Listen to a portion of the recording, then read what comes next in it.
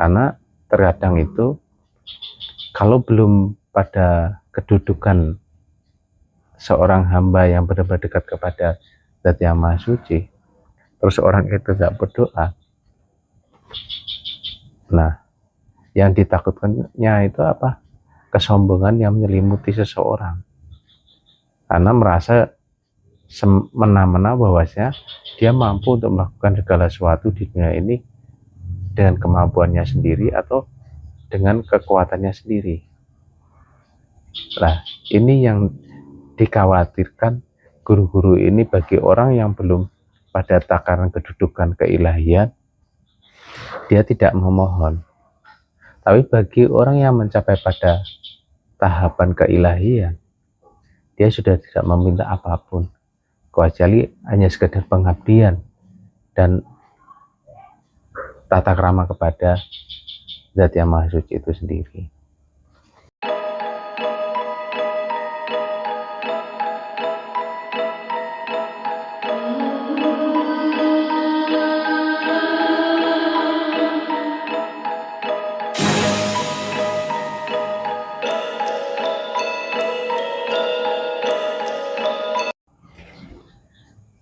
Mas Pices, mengapa ya orang yang sudah tahu kesadaran akan diri dan Tuhan, ia malah tak berani untuk berdoa atau meminta pada Gusti Allah? Padahal dalam agama itu kan diperintahkan, mintalah kepadaku, niscaya pasti akan kukabulkan. Kok malah berbenturan ya ini bahasanya? Menurut Mas Pices bagaimana ya? Dalam tahapan berdoa memang ada beberapa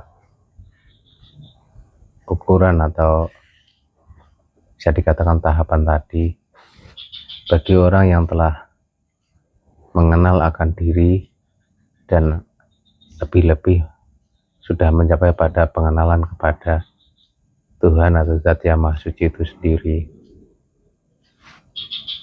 biasanya dan pada umumnya seseorang itu untuk meminta kepada Gustinya atau Tuhannya itu dia malu atau dia tidak berani untuk mengungkapkan akan permohonannya itu, karena salah satunya wujud tata krama seorang hamba ini kepada Zat yang Maha Suci atau Tuhannya itu sendiri. Salah satu alasan itu seperti itu. Makanya untuk berdoa atau bukan dia menyombongkan diri tidak butuh kepada Allahnya atau Zat yang Maha Suci itu bukan, akan tapi wujud keyakinan dan kepercayaan yang begitu mendalam bahwasannya apa yang diinginkan seorang hamba ini, seorang hambanya ini atau seorang pengabdinya ini, Tuhannya itu sudah tahu dan mengerti yang sebaiknya harus bagaimana. Makanya seorang hamba ini takut ketika dia memohon, dia takut pada posisi tidak tata krama kepada Allahnya itu, karena kayak mengajari atau meminta sesuatu kepada Allah itu sendiri itu. Terus bagaimana caranya orang untuk berdoa itu Mas Pices, bagi orang yang sudah sampai ke pada ilmu ketauhidan itu? Yang pasti dia tidak akan pernah menyamakan memohonnya itu sama persis kepada sesama makhluk. Ibaratnya seorang ini minta tolong kepada manusia yang lainnya, ibaratnya, Mas tolong ini saya dibantu ini, atau saya mau minta bantuannya ini atau pertolongan ini. Lah, dia tidak akan menyamakan permohonan itu, atau cara memintanya itu pasti akan berbeda. Salah satunya adalah dengan diam itu sendiri. Tapi bukan berarti seseorang itu diam itu terus berpangku tangan tanpa tindakan, itu bukan.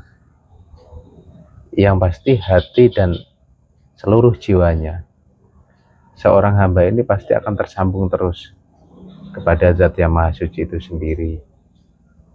Itu wujud penghambaan yang sejati yang tidak dipahami orang lain atau di luar hatinya. Salah satunya itu. Jadi dengan cara itulah dan keyakinan akan dirinya bahwa Tuhannya akan selalu menolongnya dan akan selalu membantunya di saat apapun dan dimanapun keberadaannya, Allahnya akan membantu. Makanya dia hanya fokus akan ibadah dohiriyah atau ibadah batiniyah.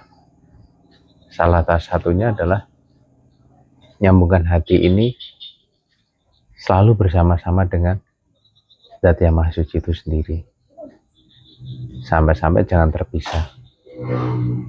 Bisa dikatakan pada umumnya dia sampai terkadang lupa untuk memohon sesuatu. Ya pada akhirnya Allahnya atau Tuhannya itu yang mengetahui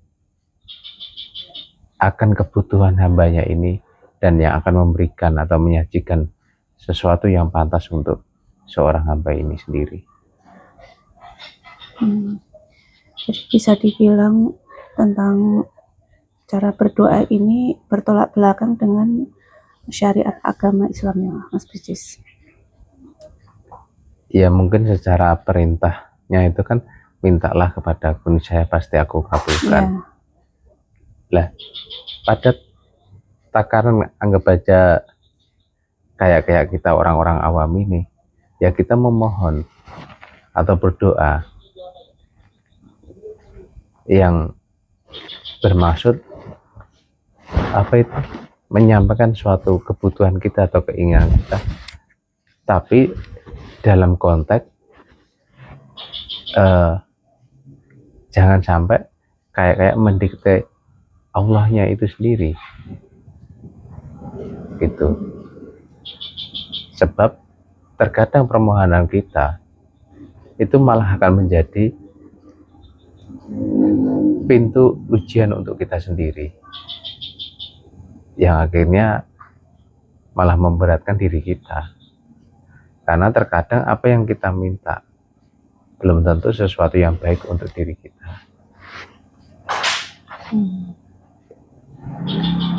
Jadi intinya kita harus berpasrah kita aja ya Mas Bricis.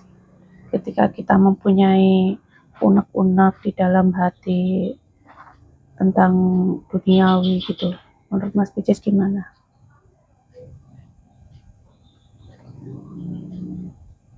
Permohonan tentang kebutuhan duniawiah gitu. Iya. Ya boleh kamu sampaikan pada tahapan-tahapan seperti kita ini harus menyampaikan, supaya ini wujud kita agar merasa dekat kepada Zat yang Maha Suci itu sendiri.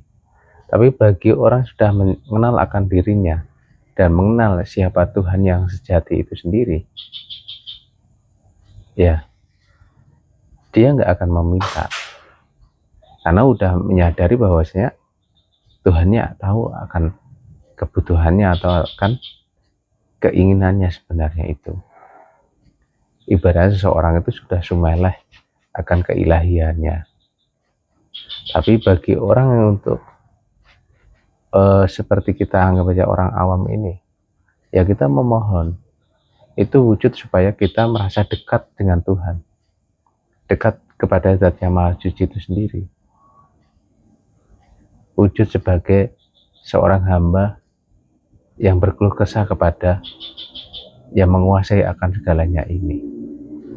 Ya keniatannya kita itu seperti itu aja, sebagai wujud penghambaan dan keyakinan dan kedekatan supaya kita merasa dekat kepada Allah. Karena terkadang itu kalau belum pada kedudukan seorang hamba yang benar-benar dekat kepada Zat yang Maha Suci, terus orang itu tidak berdoa, nah yang ditakutkannya itu apa? Kesombongan yang menyelimuti seseorang, karena merasa semena-mena bahwasanya dia mampu untuk melakukan segala sesuatu di dunia ini dengan kemampuannya sendiri atau dengan kekuatannya sendiri. Nah, ini yang dikhawatirkan guru-guru ini bagi orang yang belum pada takaran kedudukan keilahian, dia tidak memohon. Tapi bagi orang yang mencapai pada tahapan keilahian, dia sudah tidak meminta apapun, kecuali hanya sekedar pengabdian dan tata krama kepada Zat yang Maha Suci itu sendiri.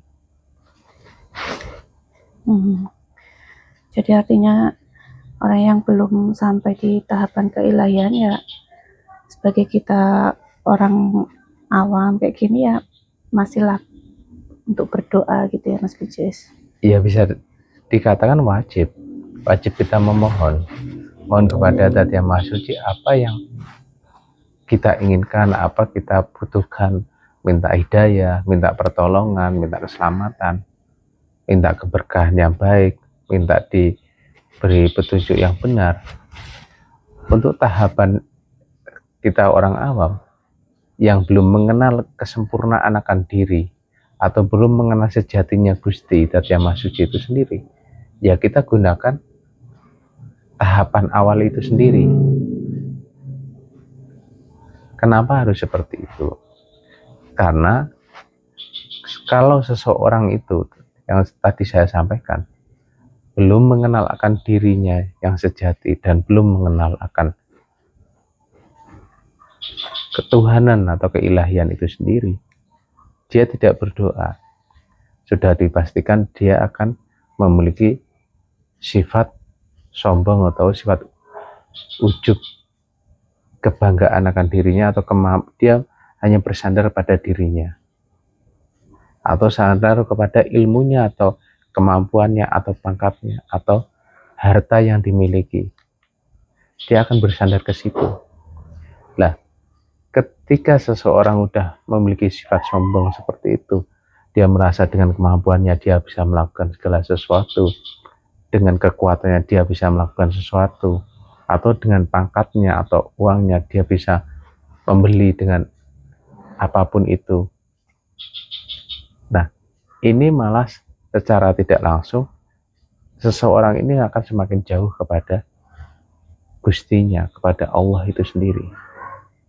Dan ini yang bisa dikatakan para guru-guru ini khawatir bagi orang yang masih tahapan awal.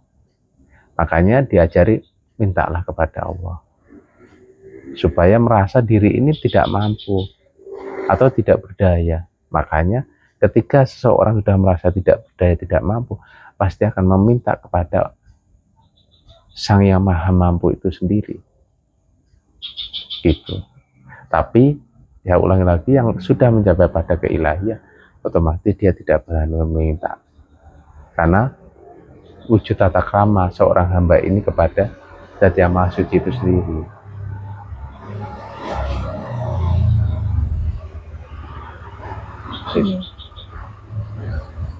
Bisa dimengerti. Iya. Jadi kita garis bawahi bahwasanya Mas Pijes bahas tadi adalah orang yang tidak berdoa, adalah orang yang sudah mencapai kedudukan keilahian itu Mas Pijes. Karena ketika kita berdoa berarti dia tidak tata karama terhadap Gusti Allah. Iya. Orang yang sudah mencapai kepada keilahian, ketika dia meminta, itu malah tidak tata krama, tidak sopan. Kayak emang Allah tidak tahu apa yang kamu pikirkan atau kamu rasakan. Tapi bagi orang yang masih tahapan awal, mintalah.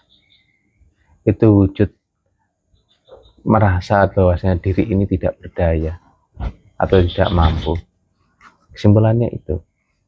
Jadi dia memiliki seseorang ini harus menerapkan sesuai kondisinya masing-masing dan tidak bisa disamakan. Ada 3 hal itu kan, makanya orang yang tidak meminta sama sekali bisa dikatakan bisa sombong. Bagi orang yang tidak mengenal Tuhannya atau mengenal kepada diri yang sejati. Tahapan kedua, orang yang ini harus meminta sebagai wujud seorang hamba ini merasa tidak mampu, tidak berdaya, kecuali akan pertolongan Allah. Ada yang ketiga ini adalah orang yang mencapai pada keilahian. Dia sudah tidak berani meminta karena takut ketika dia meminta itu malah tidak tata krama, tidak merasa apa kamu kurang yakin ibaratnya Allah itu akan menolongmu. Orang sudah matang kepada keilahian, dia tidak meminta karena dia sudah ada rasa ketunggalan di dalam dirinya. Allah telah menyelimuti atau Allah telah menjaganya, atau secara keseluruhannya dia telah mengenalkan dirinya bahwasanya dirinya ini yang megang siapa udah tahu. Dia hanya sujud bayangan keilahian itu sendiri, atau bahasa agamanya itu tajlinya ilallah, itu tajlinya hanya Allah itu sendiri, pancaran keilahian lah enaknya ngomong. Seorang hamba ini sudah menjadi pancaran keilahian, makanya dia tidak meminta apapun lagi kecuali hanya pengabdian. Ya begitulah, mudah-mudahan bisa dimengerti. Cukup ya. Iya Mas Picis. Ya, sebelumnya makasih banyak Mas Picis atas penjelasannya. Semoga bisa menjadi pencerahan untuk kita semuanya Mas Picis. Amin, amin.